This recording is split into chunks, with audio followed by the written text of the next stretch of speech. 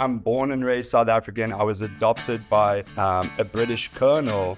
Is about figuring out how to bring people more value, how to bring more value, how to become more valuable, how to charge more. And yes, maybe we build websites, but what we fundamentally do is branding.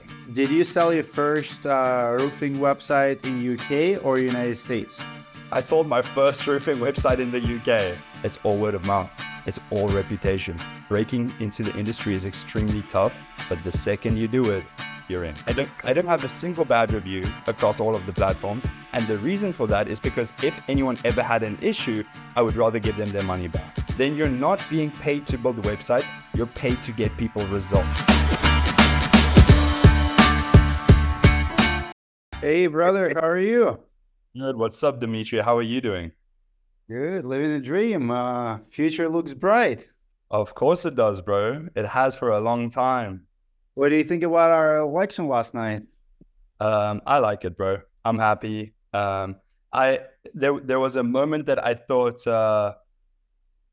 Trump wasn't gonna win, but when you look at all of the betting websites, you can see that everyone is betting on Trump. It was like 70%, 30% before the election even started.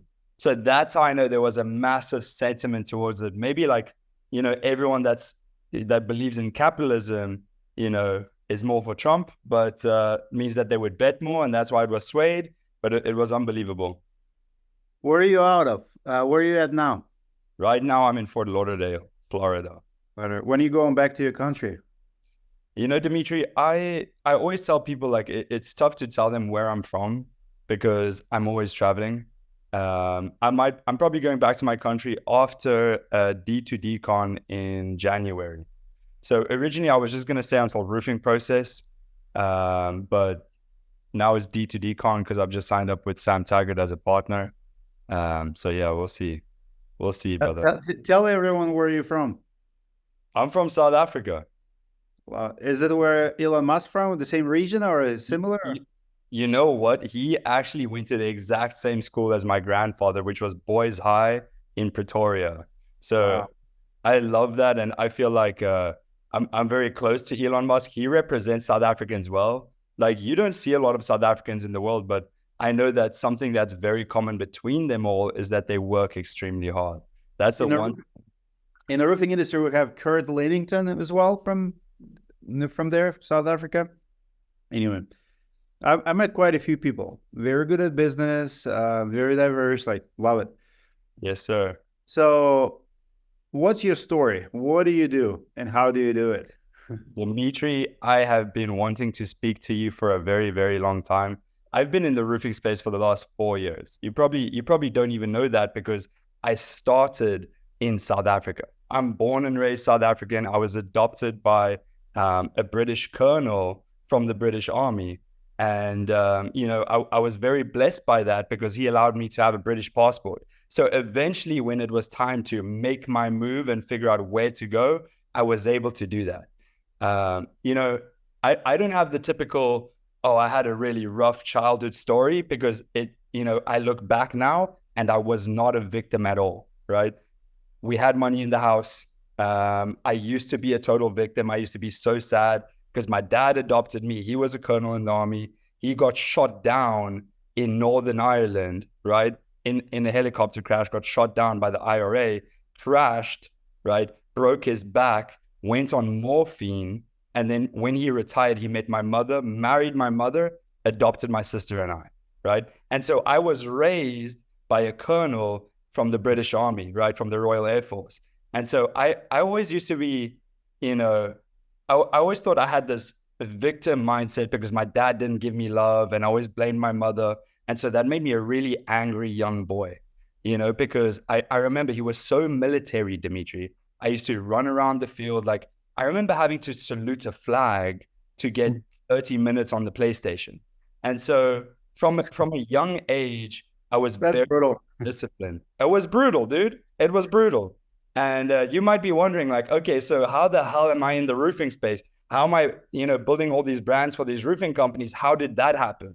I'll tell you, okay? Because when I was young, money wasn't a problem because my dad was in the British Army and we're in South Africa. So he's making pounds. I didn't even realize that we were like decently well off until I was about 16, 17, where I left my home and I went to my grandparents, right? I left my home because I was sick and tired of my parents. I was sick and tired of my dad's tyranny. And I moved in with my parents. Guess what? My grandparents had no money. I'm just gonna say it how it is. Back then they had no money. Now I've helped them out a lot, and they've helped themselves out a lot. So I'm very blessed for that. But there was a perspective shift, like from having a lot of stuff in the house, having no love in the house, to going to my grandparents' house and having some love, but we had no food. The fridge was empty. We used to eat toast with baked beans every night. This is back in South Africa, bro. And so something switched in me. I remember thinking like, there's no fucking way, pardon me, there's no way that I'm going to allow this to be it. I have to figure this out. And so I started doing some research. What's the best way to make money? I knew I could never be an employee. It's not possible because under the tyranny of my father, I didn't succumb to it. So I wasn't, in line with what he wanted. I wasn't disciplined. I was an outlier. I rebelled. That's why I left home when I was young. And so I knew I had to be. I just love how you say under the tyranny. You have no idea what tyranny is.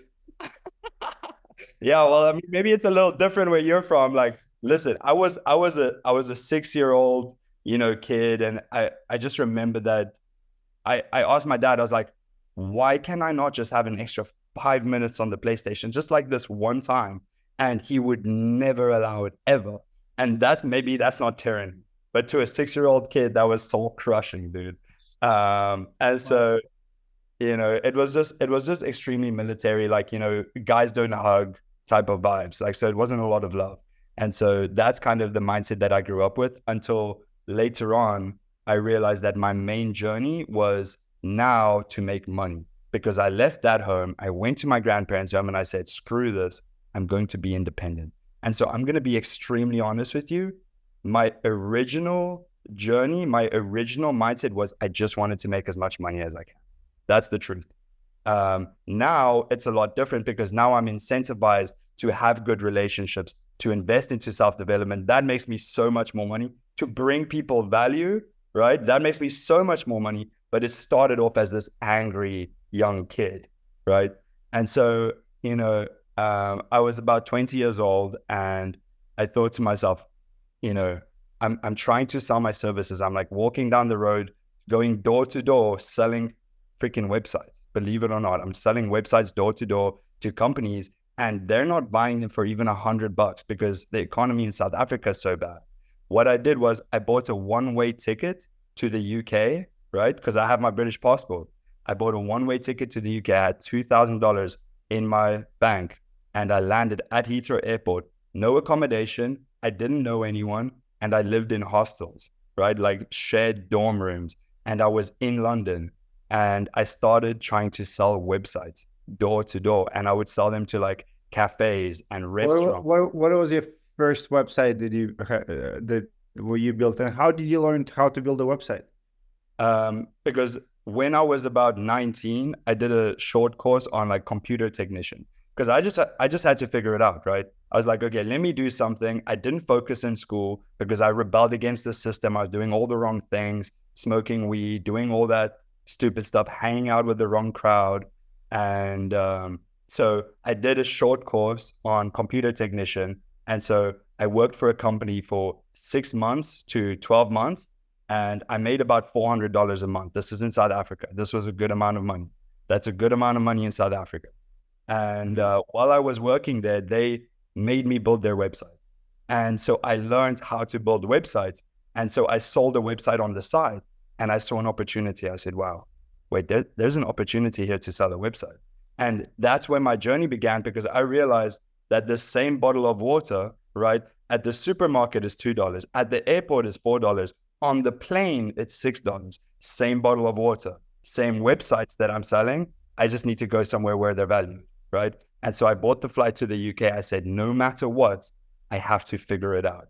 And so, maybe what you're catching on is that my entire journey is about figuring out how to bring people more value, how to bring more value, how to become more valuable, how to charge more. And that's how I eventually got into the roofing space. Because after analyzing all of the different industries, I decided to choose one industry that if I become extremely good at, I can bring them a lot of value and I can charge according to that. And that's allowed me to find the roofing space. I don't sell websites. That's what people think I do. Even though it says web designer, I don't sell websites. I tell people, I say straight up, I'm not here to sell you a website. First thing that I'm here to do is give you perspective, because I've worked with a lot of roofing companies, so I can tell you what's working and what's not working. I'll give you the perspective, and then you decide what you want to do. And yes, maybe we build websites, but what we fundamentally do is branding, is high-level branding. I help roofing companies win the trust of homeowners through personal branding, and we do that on their website. Now that we have a highly converting website, we send some traffic to it. That's how we have an insane conversion rate, 20%, 15%. PPC works well. So it's a branding and marketing company, but we're not cheap. Our websites are not cheap. Our marketing campaigns are not cheap, but it's 100% satisfaction. So it's all about value. I don't care about anything else. It's about how to bring people more value. And that's what my journey was, from the UK, pitching people in the UK door to door. It was okay. But then I went online, I said, let me try and sell to American people. And I could be way more authentic because I could. Did you sell your first roofing website in UK or United States? I sold my first roofing website in the UK. Yes. What's the difference between the UK market and US? Because it's funny enough, I do have good audience in the UK. Like I think like 10, 15% or something comes from UK, when I analyze, YouTube analytics. So I have some Canada, I have some UK. How is that marketed? Because when I see on YouTube, what they do is completely different. Completely different, bro. I'm so glad that you can ask me this, Dimitri, because no one has asked me this other than my web design students, because I teach a lot of guys how to start niche agencies. And I tell everyone, go to America. Why? What is the difference between UK and USA? I'll tell you. The difference is this. In the UK, they don't like branding. They don't like advertising. They hate it. They're 100% word of mouth, mom and pop type of businesses. Whereas in the US, they love their trucks. They want their trucks to be branded. They want to be the big macho dude. And so when I come in and I'm like, hey, guess what? What I do is I do personal branding for roofing companies. It's all about you. What's your vision? What's your mission? What's your journey been like? I want to create that brand around you to win the trust of homeowners. They eat it up because it works well. They believe bigger is better. In the UK, bigger is not better. That's not how they operate. In fact, what's better? What's the biggest companies in the UK do? Like, and how many roofers? How competitive is there? I will tell you exactly. So the way that it works generally in the UK is that they've completely commoditized it, bro. So you'll have guys running ads which are not actually roofing companies. The guys getting all of the leads, they're not big roofing companies. What they do is they're running ads that goes over to a call center, and then they're just dispatching these independent roofers. So when I was speaking to roofers, I would never speak to the owner of a roofing company. It just wouldn't work like that.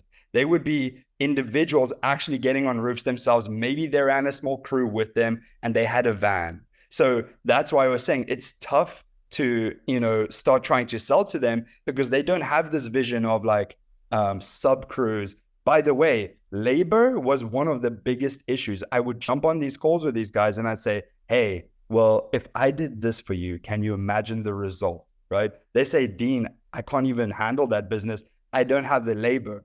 And now, Dimitri, me being me, what was the goal? How do I bring them value? So I would always ask every question. If I gave you a genie lamp and you rubbed on it and a genie came out, granted you one wish to fix something in your business, what would that be? They say, hey, I need more labor, right? Then I say, okay, cool. Now I know they need. You need to, like the niche there, the gold goose there is a recruiting company.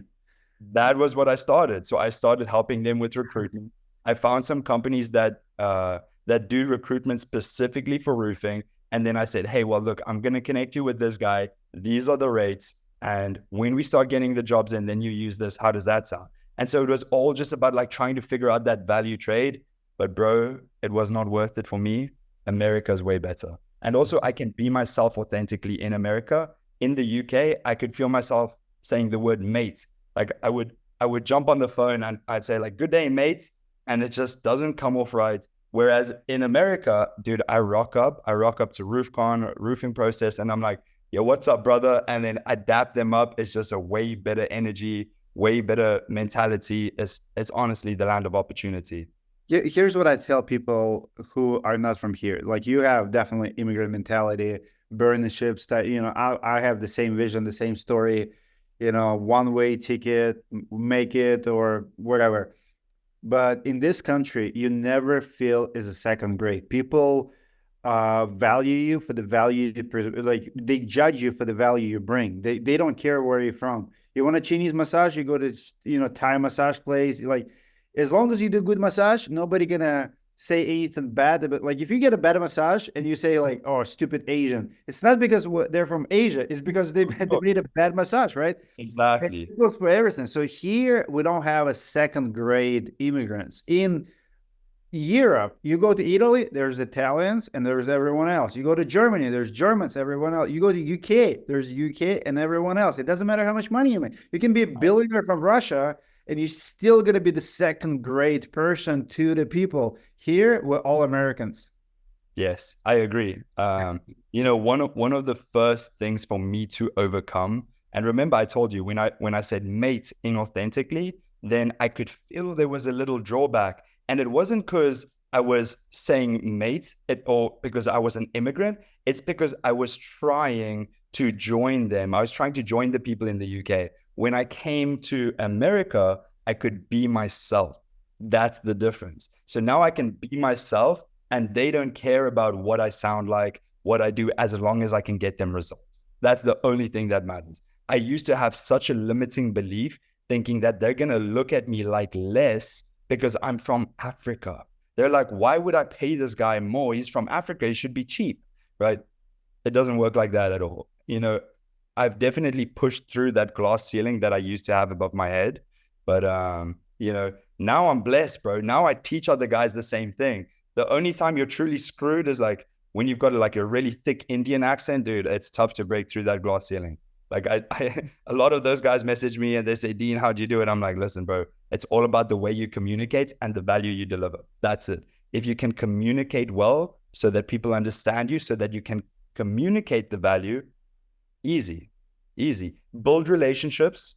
And then once you've got a good relationship with them, you're granted the opportunity to help them. And then if you do a kick-ass job, it's all referrals, right? I don't run any ads, right? I probably have 100 plus roofing companies that I work with every single month. I don't run a single ad, right? I go to 2 conventions per year, RoofCon and Roofing Process, right? It's all word of mouth. It's all reputation. Breaking into the industry is extremely tough, but the second you do it, you're in. Wow. Guys, comment below. I'm curious, how many immigrants versus Americans, so maybe you're from UK, where are you watching from? And are you immigrant or are you native to your country? Where are you watching from? I'm just curious because YouTube analytics are awesome, but they don't go by the video. I'm curious where people are watching from. So let's talk about websites. What's working in a website world today? I love your promise of 100% money back guarantee. And I know you give back money if people are not happy with your services. What kind of websites are you building here in the United States? I would say most marketers build WordPress websites. Just yesterday, I dropped the comment, like if you're still building WordPress website at a high project, like you're charging more than $1,000, you're going to be out of business. This is to think of that. And people just, got mad. Just like, oh, what? Percent of the market and this. I'm like, yeah, Blockbuster used to have big market share too until they didn't. Yeah, Dimitri, I'm gonna ask you a question back. Does it matter? Does it matter whether it's WordPress or Webflow or Framer? If you get the job done, does it matter? If it looks good, homeowners trust it, it converts well, you're getting the results. I promise you, you don't care. The reason roofing companies work with me is because they trust me. That's why I have the 100% satisfaction, right? You think that I have the 100% satisfaction to protect the roofing companies? Yes, I do. They're protected either way. Like I'm 100% value-based, but it's really to protect me, bro. I don't have a single bad review across all of the platforms. And the reason for that is because if anyone ever had an issue, I would rather give them their money back. Their reputation isn't worth it. Does that make sense? Yeah, absolutely. Well, the problem that we have here with the marketers that I see, so they overpromise, underdeliver, and when it comes to, WordPress versus anything else, it's a promise. So if I come to you and I say, I'm going to charge you $18,000 and you build a WordPress website that doesn't work, you're exactly right. If you know what you're doing, you can build a WordPress website that will work. But if you use old technology, and it doesn't get recognized anymore, it takes forever to get speed, whatever the issue is, it's on you because you are behind. So tell me how you're different and how you competing with the American companies. I would love to, dude. Am I able to share my screen on this? Like, I would show you some Go ahead. behind the scenes. Let's do this, dude. Okay, I'm going to share my screen with you, Dimitri. Feel free to cut out anything that you might find sensitive to your viewers, but I'm just going to straight spitball this.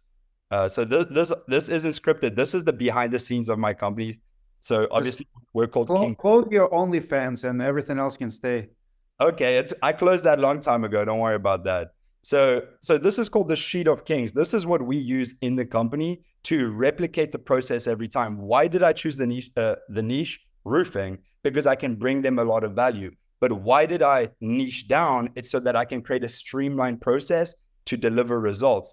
And so this is that process. Like, this is literally everything that we use within the agency to do that. So when we build roofing websites, this is literally our Bible, right? We have this thing called the Ultimate Roofing Website Design Blueprint, which to us, this is for internal purposes. This is the exact formula for building a top 1% website or online presence that homeowners trust above everyone else, right? And it's pretty simple. Where did you learn all of this? Where did it come from? Dude, I can tell you, like, if you start in the funnel space, then you're not being paid to build websites. You're paid to get people results. So I've been in the funnel space for a while. I've been doing that for 7 years. Then I got into the roofing space. And so when I build a website, I'm really just building a funnel, and people don't realize that. So everything that you need, because most people who went to funnels, they went from websites to funnels. You started funnels, now you're a reverse engineer coming back to full circle, coming back to websites. Love it. Yes, that's exactly it. I mean, it's a funnel. Like, look at this. The objective is simple. Building a high-performance roofing website or brand relies heavily on having the perfect wireframe and sitemap, one that builds unquestionable trust and certainty and removes the risk of working with you. Like, the same thing that I do for these roofing companies is the same thing that I do for myself. Like, if you head over to my website, you'll see 100% satisfaction guarantee. So I remove the risk. I give all the social proof. These are all the companies that I've worked with. You can see the portfolio, you can see the results, you can see all the testimonials, you can see everything. That's the exact same thing that I do for the roofing companies. The one place where we're different, because anyone can add like Google reviews, Facebook reviews, BBB. They say we're locally owned, family operated. So what is the real difference? The difference is this. You achieve this by putting your reputation, which is your face and your name, on the line. So what we do at King Contractor is we write a persuasive emotional backstory. As I don't know if that's psychopathic to use that emotion persuasively, but it's all sales copy. We need to win their trust. So when a homeowner lines up 5 roofing companies and they say the same thing, then who are you going to choose? You're probably just going to choose, well, one, you're definitely going to choose the guy that gives you the best feeling. Right. So when you're selling in person, it's all about like, know, and trust. We know that that's sales. That's the ABCs of sales. So what I try and do is I get them to like, know, and trust you online. Because when they line them up, they say the same thing. Who are they going to pick? The one that they like the most. So how can you build that connection? That's what we do. We build that connection. We give them all the social proof. We make it easy for them to convert from a visitor into a lead. We send that lead through. They take care of the rest. I just trust them to take care of the rest. That's just how it is. Got it. Brother, here's what I would like to do. We are 28 days from Roofing Process Conference. I absolutely hate with passion Zoom interviews. I limit them to 30 minutes. I don't want to go any longer. I want our audience to ask a question below. I want this to be podcast before the real podcast. I want to sit with you for 1 hour. Let's do it. around the roofing process conference. I'll have more time. I'm actually there 5 days with my family. Sorry we could not connect at RoofCon, but guys, comment below your question for Dean. Anything, absolutely any question. You can roast him. I mean, you're Roast me. welcome. We are used to it. Comment below what you think about WordPress, about marketing agency, roofing industry, where we're all heading, like in the marketing world. What kind of, if you ever been scammed by marketing company, website company, comment below your story. If you're looking for a marketer, tell us what are you looking for. We'll discuss all of it in 3-4 weeks at a roofing process conference. I'll see you, brother, there. Thank you so much for this time. Thank Hey, you, bro. welcome to the country, and go Elon. Elon, I think, won as much as Trump did last night. He did huge. He did absolutely huge with X. Yes. I saw the Yep. post today that someone says, Elon, please buy CNN next. And I'm like, I heard that CNN is trying to sell, but there's no buyers. Who wants to buy freaking CNN? Like fake news, right? And I'm like, you know what? If Elon buys it, it will be beautiful. It will be different CNN, just like Twitter to X. Yes. Knows how It's to hilarious. Thank you, Dimitri. Thank you for having me. I appreciate you a lot, brother. All right. See you, Marco Island.